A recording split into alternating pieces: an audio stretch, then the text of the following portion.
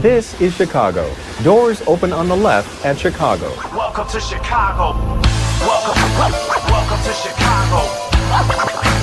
Welcome to Chicago. This is Chicago. Doors open on the left at Chicago. Welcome to Chicago. Welcome to Chicago. You're tuned in to the TCSF podcast with Big Z, JC, Dynasty Fantasy Football, Ivan from the Tape Never Lies, and Stevie B from the No Water in the Weekend podcast. And we are live at Output Chicago, 1758 West Grand in Chicago. And we're sponsored by 606 Media Studios and powered by True Chicago Sports Fans. This is episode 264. We're fired up to talk about our Chicago Bears opening night in Chicago against the Vikings. And again, remember, 606 is your ultimate source for all things Chicago. Don't forget to swing by 606 Media to get your official TCSF podcast t-shirt and the rest of the merchandise line for the love of sports. And we got No Water in the Weekend merch as well. Again, if you're watching on Facebook, YouTube, or X, or what are you supposed to do? Smash and subscribe. That's right. We're also on Twitch. We're on every single channel. Like, subscribe, and share. Without further ado, it is Bears season, and we are going live to talk about our Chicago Bears. And boys, there was a bombshell dropped earlier this afternoon with the Bears announcing they are officially going to Arlington Heights. Yes, I'm excited for the Bears. I'm excited for Arlington Heights, but I won't be going. Why? Why aren't you going? It's too far. It's too far. I'm a city boy. There's plenty of trains that go out there and Ubers. You can get dropped right off at the Arlington Heights. Make it a weekend thing, yeah. Right off the metro. They'll have the hotels. They'll have the metro. Right. The thing is that you're going to have so much, and it's just inevitable when you mix football and drinking and, opposing teams. I'm sure that metro train ride back to Chicago is going to be wild as hell. Don't they have a liquor card in the metro? Do they? I don't know. I don't think so. I know you can bring liquor on metro. Can you? Yeah. Well, I mean, you can really bring liquor anywhere you really want to. I mean, Yeah, you could bring it in Wrigley. Just make sure you fill up the Gatorade bottle all the way to the top before you open it. Yeah. See? Oh, all right. Yeah. From experience. And No Water on the Weekend, bringing alcohol into stadiums is pretty easy. It's your MO. All right. So they looks like they're not getting any funding from the state as far as infrastructure of the building and the planning and all that. But they're going to get funding for roads and sewage and all that stuff. So they need money from that. So that's still going to be, thank you. That's going to be something that they will be working on. So, of course you're going to have the surrounding areas boom, right? It's all part of that. Thing's going to bring in millions and millions of dollars. Show me the money. They're going to have concerts. It's going to be like, Tom Waddle coined the phrase that paradise. And it will be that, but not only for the Bears, it'll be that for, multiple other events. And like I said, Arlington Heights and the surrounding areas are going to benefit tremendously. I would imagine Rosemont will come up too, because you're going to have people flying in. The hotels are right there. You have somewhat of a nightlife in Rosemont. Yeah. It's kind of a hop, skip, and a jump to Arlington Heights. So like I said, there's going to be a lot of positive going around, a lot of money being spent. But I think the Bears have definitely chosen the right path in going to Arlington Heights instead of trying to force something here in the city that just wouldn't be. Definitely, they're not going to force it. They played chicken and lost with the city. They were trying to put it up here. You had the new president trying to set it up to be in Chicago because he wanted the lakefront. You know what? At the end of the day, I want a huge stadium. I want it domed. I want a complex. I want a sports book. I want a concert venue. I want a WrestleMania. I want a Final Four. I want everything in Chicago. Let's go. Yeah, go ahead. Wait, WrestleMania? Hey, man, people watch us when we talk wrestling, right, JC? that is correct. There we go. Well, just like when we talk about Star Trek on No One on the Weekend, it blows up. I don't know why. They keep doing fucking Star Trek. No, that's why I told Sean you're getting an hour segment of Star Trek because I don't know why. I don't get it. Star Wars, Marvel, anything else, but continue. Anyway, back to the Bears. JC, what were your thoughts? you know what? After that, I kind of lost track of where I was going with it. But I mean, the Arlington Heights area. I mean, let's be honest. They are going to build a state-of-the-art. And I remember where I was going with this. The only problem I have with the stadium talk that they are talking right now is that they're only adding like a couple thousand extra seats. Right. You know, we're going from like 60,000 seats to I think it's like 63 or 65. What is the point of that? No, you know, we need 75 minimum. 75 is a good number. I said 72 to 73 would be perfect. You know, because like again, there are plenty of freaking Bears fans that are going to go to these games and enjoy the hell out of it. But I want the biggest stadium in the of all of the NFL. Well, according to the Bears, that's what I would want. According to the Bears, and you know, because they are semi cheap asses, is the fact that the cost of, you know, going from 65,000 to 73,000 fans in the stadium, it exponentially increases. And it's like, no. How about you just like you make the boxes where they are under this, like the area of seating. Like, you know, I was at the United Center last night for a concert, and I literally was sitting there looking at the United Center, and it's like the boxes extended out further, and then the seats that were above, they started here. It's like, no, extend it out to even with the front of the faces of the boxes. Right. You would gain an extra 5 rows all the way around the stadium. You're talking that's probably an extra 1,000 seats, 2,000 seats right there. You know, and everything you're saying is just logical, right? Everything you're saying makes sense. I just feel like us knowing the Bears, us knowing the franchise, how they operate, they want that inclusivity where the Bears are just, the Bears are a hard ticket to get. Yeah, because you limit the amount of seats that can be fucking purchased. What did it see before the renovation? Like 120? Right, something, ridiculous. Ridiculous. Something ridiculous. And now you downgrade, you made this piece of crap stadium on a lakefront, and now you're just gonna, it doesn't make sense. Maximize to the Well, listen, I can understand maximizing to corporate sponsors that are paying $10,000 for a box versus that's what they're doing. Between me and you spending $200 on a seat. Listen, I understand what they're doing with the boxes, but there's a way to do the boxes, like the LA Rams Stadium, Allegiant Stadium. The boxes, like they even have boxes underground. What talking about SoFi? Yeah, SoFi. Yeah, that's a beautiful. Where the boxes are underground at like ground level. So it's one of those where it's like it's possible. There's ways for it to be done. Now, I also agree, like at those ground level box seats, it is a pain in the ass because obviously you have players standing in the way. But like in the end zones, like even you have photographers, you have video people. There's plenty of people standing in the way on the sidelines of an NFL game. But like you said, Allegiant's thing, they have that open area right in the end zone. So they're behind it. They're a little bit elevated, but they're behind everything. So hey, deal with it. But the other thing to me that also ticks me off is that, you know, one of the end zones, they want to make a big glass window that oh God, like Minnesota, so the birds can smash in there. Listen, I'm cool with the windows. Like I would like really. I mean, it would be cool if we were looking at the lakefront, but now that you're in Arlington, but you can.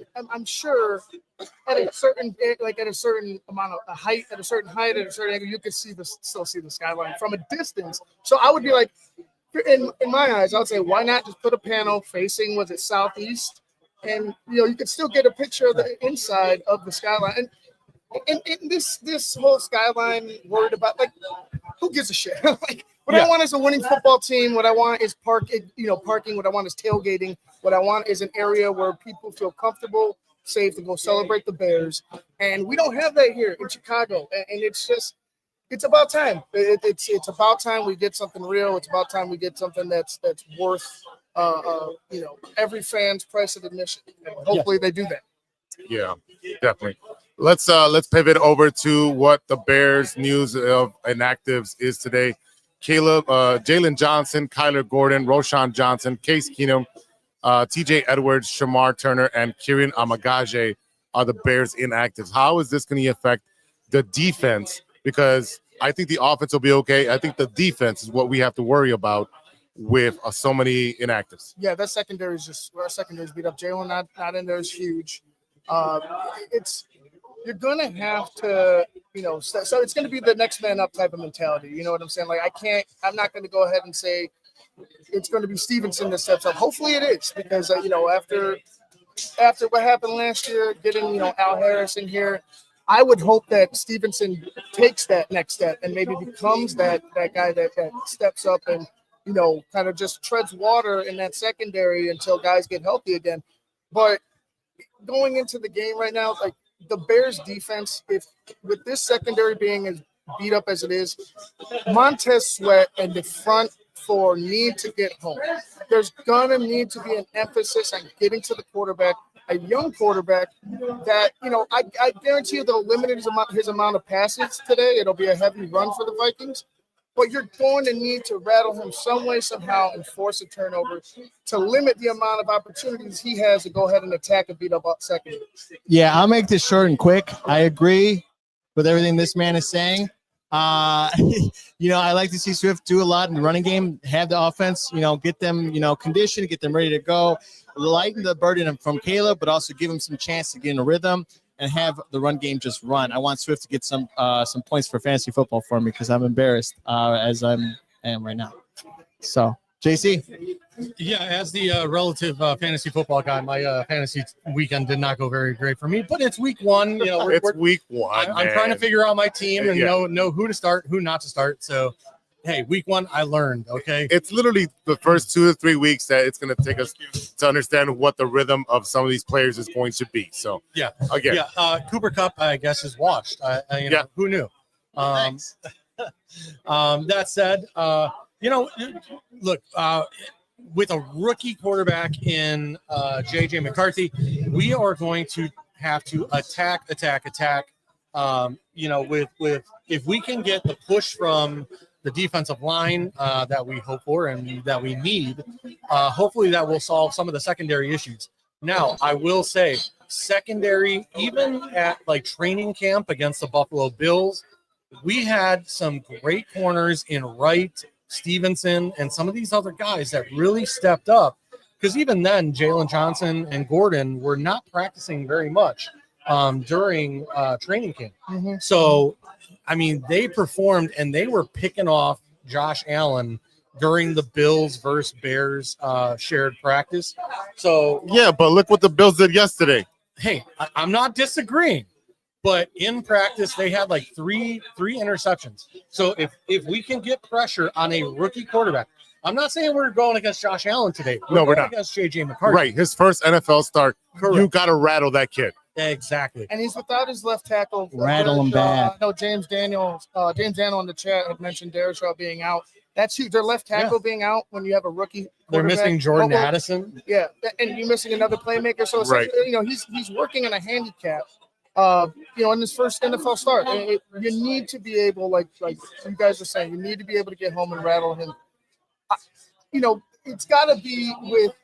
I guarantee you there's going to be a lot of pressure drawn up by Dennis Allen, but they're going to need to get home with the front four.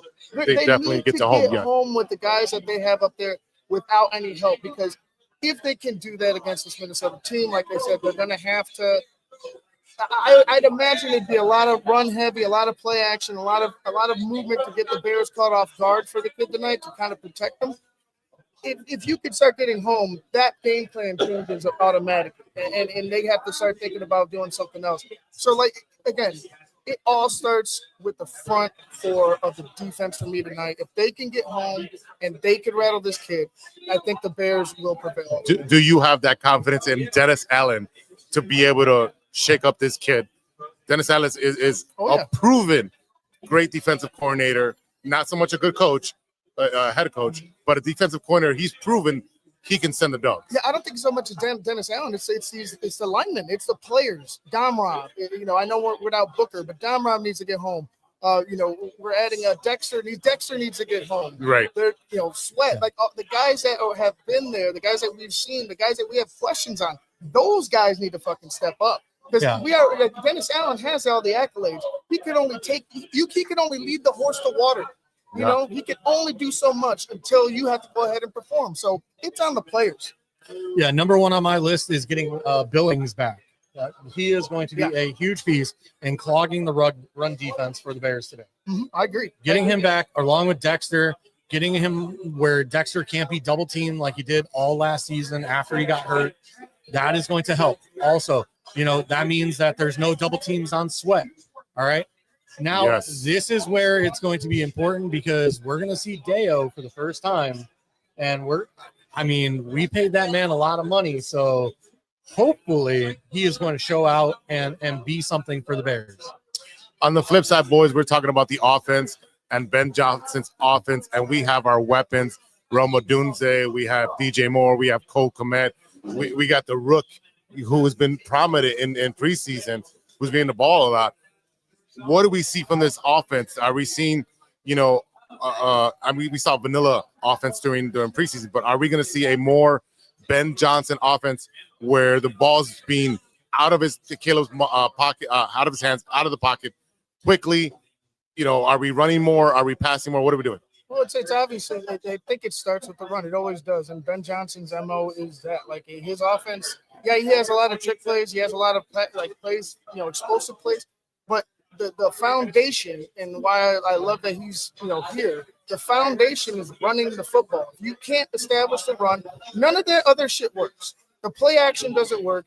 Caleb can't, Caleb can't work on misdirection. You become one-dimensional. Then you have to start passing because I'm sure you're going to end up getting down. The pass action pass is not going to work unless you run the ball. Exactly, but I'm sure you're going to end up getting down in the game like that. So it's like you have to be able to establish this run. Swift, Moninga, I believe, is going to be the number 2 tonight. Correct. Those two guys have to go ahead and establish their dominance. I hope this front line, this new revamped front line with the middle, the guys in the middle, I hope they get some push tonight because that'll be huge for seeing the Bears control the ball, control the time on the clock, control the pace of the game, and ultimately control the game itself. So hopefully they can establish a run immediately. Caleb could get some play action, start throwing down the field a little bit more, opening up for him. I'm just looking for a consistency in play calling. Like I don't think we've seen. I don't think we're ready to see this. I don't think we've seen a play caller like Ben Johnson in our lifetime. No, so I'm expecting. You mean we're not going to bubble screen to the sideline every 2 minutes? Every 2 minutes, right? Yeah. bubble screen for life. That's the Bears' offense for like 10 to 15 years. Yeah. So let's be honest. We spent a ton of money on this offensive line. All right. If we cannot get pushed from this offensive line, then I don't know what we're doing. All right. I agree with that. With Thuney and Dahlman and Jonah. I mean, we have spent, $14 million, if not more, on all of these guys in the offseason to bring them in. So, I mean, you got to consider that's almost $50 million, if not more, of your cap space to the offensive line, and it's all in the middle. Right. So those A gaps and, B gaps better be clean for Swift. And we know Swift is not a very big A-B gap. Like, he likes to bounce things outside. So if we can give him more space to be comfortable running through those A and B gaps, that is going to be huge for the Bears this season. Because, like I said, we saw last year, every now and again, he would have some big plays up the middle, but he loves to bounce it outside. So, if we can keep him running straight forward through those A and B gaps, picking up the 4 to 5 yards per run, that'll be huge. So, keys to the game. I know we're up against the clock. Keys to the game. What do you think of the key? I'm going to say just make sure the run game is present and it's there. It's not all throwing, but I want equal opportunity for Caleb and for Swift to get down the field. How many yards running do we get? I want to say at least Swift personally, I like him to get, plus 60, at least 80 plus for running. I would say minimum. I need him running 20 attempts. Yeah. Give me 20 attempts, getting 80 yards. Yeah. 80 yards. I want and a touchdown. Attempts. Yeah. I'm okay with that. I'll take a mix of 25 with Moninga and Swift. As far as total yards, I would love to see 125 to 150 total yards between the two backs. Yeah. Yep, that's where I was right at. I was right at around 120. Right. Yeah. Total. Yeah. And I feel like that with a consistent passing game, hopefully that we see tonight, I think that'll be enough to control the defense, hold off that blitz of Brian Flores, and ultimately find a win. So I'm with that 125, 150 range for the running backs. Yeah, I mean we're talking about between Caleb, between Monangai, between Swift. If we can hit about 120, 150, I mean I think that's the winning strategy. the passing game, we saw last year, Caleb in a clean pocket is amazing. Caleb not in a clean pocket. We saw that last year. We saw that last Yeah. year. It's a We're different going to story. talk about that no more. All right. So again, we go back to, we spent a lot of money to keep that pocket clean. So that said, my what I like to see on the receiving end of the game, Roma Dunze, 5 catches, DJ Moore, 6 to 7 catches, and OZ underneath probably about 4 catches. I think OZ has the opportunity, being the third guy, he can break some loose if he can get open. Oh, yeah. He is very fast and shifty underneath. And as for Komet, I think Komet is secretly going to be the guy this year. He's going to be the release valve. Yeah. Nothing's open. Hey, right over the linebacker who's going to be coming up doing the play action. Dump it to him. 10, 15 yards. 10, 15 yards. I think Colston Loveland might bust. And I agree with you. I agree that Komet's going to have he's going to be that safety net, yes. Because of Colston Loveland. Yes. But I feel like Colston Loveland's going to have a big game. I see Colston opening up the field a little bit more where Komet is more the underneath guy. Yeah. I'm going to throw it to you 5 yards, get 5 more from me. Where Colston's going to be like running like a wide receiver down the seam right over everybody in between the safeties. Boom. That's a big play. That's what we're looking for. Yeah. I mean, I'll be honest with you guys. Going to the 2 practices that I went to, Cole Komet was not doing underneath. No, he was stretching the field. He was stretching the field in practice. Yeah. So I see Loveland as a probably 3-4 catch game, but I really do think Komet can have like a 6 to 7 catch game. Like it's one of those. Why not? It's one of those like Komet. I feel, even though Loveland is a talent, I think Komet is still the tight end 1. He is still going to be the focus, where Loveland is going to come in and kind of be that guy in like special packages where it's like, hey, we're drawing up a play here specifically for you. Like, go get this ball. Yeah. Like, you know what I mean? Yeah. Yeah. Use your mitts. Can we see DJ Moore running the ball today? I think he's going to 3. I say 3 runs. I know JC was talking about catches, but I think touches might be more of like a better verbiage, just because I think he's going to get in the backfield. I think with the injuries in the backfield, with his ability, his success running in space, how hard he is to take down. He's a big guy. Going, yeah. I think it's going to be about like what I think it's total touches, maybe 6, 7, 8, or something like that. But I think DJ is going to be a huge factor. Yeah. I mean, let's remember, this is not the Bears' old offense, so we might actually put people in motion, and we might be able to hand the ball off in motion. What? For the first time? What? Oh, I mean, man. that's an amazing concept to think about. My goodness. The world's a new oyster today, I know. gentlemen. All right. We're discovering the new world here right now. So, Prediction time? yeah. I know we're up against it, but quickly give me your final score and your prediction. 27-14 Bears. Whoa. Okay. I have 27-16 Chicago Bears. I got 24-20 Chicago Bears. I'm going to go 21-6 Bears. Whoa. I think the Bears defense can really hold JJ McCarthy to it and really put a hurting on the Vikings offense. But at the same time, we have to remember the Vikings defense was very good last year. So we have to keep that in mind. I don't know that the Bears are going to be super high scoring today, but I think the Bears can even put an even bigger hurting on the Vikings offense, because really all we have to do is stop Jetta, and that's it. No. Yeah. Stop that running game. All right. Enjoy the game. We'll be back with the post-game show. Halftime will be done by TTNL, our buddies over there. They will be live in person out there in the. Well, we're going to do BHL. Obviously, BHL is on after the game, no doubt. As far as halftime, Shane, I know you're listening. I'm pretty sure halftime is going to be done for the patrons. Okay. On the patron side. So, all right. Yeah, check that out. Yeah. So we're going to jump off. We'll be back for a post-game show live at Output. Again, thank you for listening. Thank you for watching. Again, we're True Chicago Sports and TTNL. So we'll be back. Take care, guys. See ya.